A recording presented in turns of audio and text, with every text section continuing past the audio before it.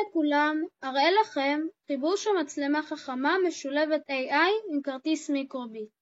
למצלמה קוראים הסקילנס. על תכונות המצלמה אסביר בסרטון נפרד.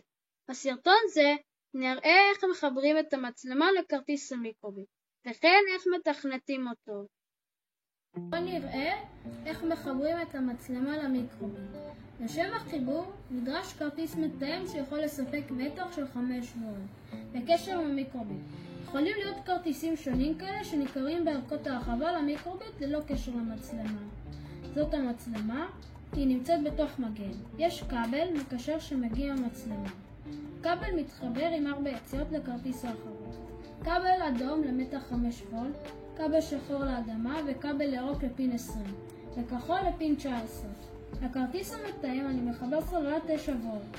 המיקרוביט מחובר למחשב ב-USB להורדת התוכנה. בואו נראה את התוכנה.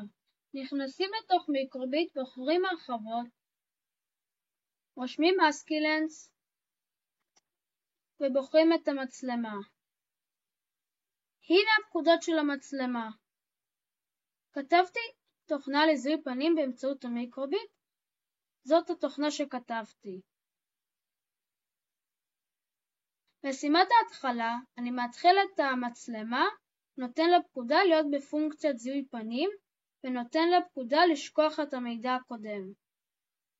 אני פותח לוליית Forever, ונותן למצלמה פקודת למידה ושמירה של הפנים. המצלמה לומדת את הפנים. אני נותן פקודת תנאי שאומרת שאם המצלמה מזהה את הפנים, היא לומדת את המיקום בציר X, Y של הפנים ומציגה אותו על המצלמה ועל המיקרוביט. אני אראה סימן V והמיקרוביט ישמיע לי צליל. אם הוא לא מזהה את הפנים, הוא יציג מיקום -1, -1 ועל המיקרוביט יציג סימן X.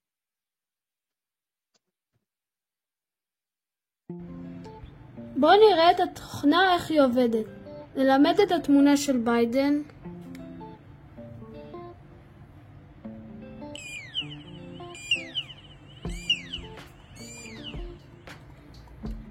כאשר הוא מזהה אותו, הוא משפיע צפצוף ומסומן V במיקרוביט. וכן, בתמונה רואים את המיקום של X ו-Y. רואים שהוא מצליח לעקוב אחריו, והמספרים של X ו-Y משתנים. רואים שהוא מזהה את הפנים של ביידן ואת האיש השני הוא לא.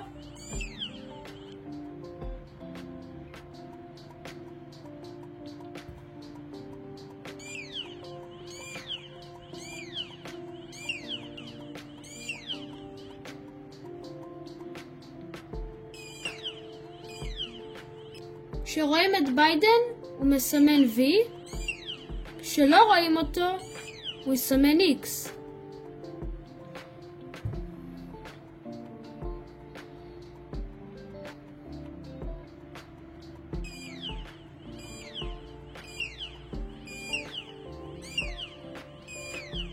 אם אהבתם את הסרטון, תירשמו לערוץ, תנו לייק ותנו תגובה.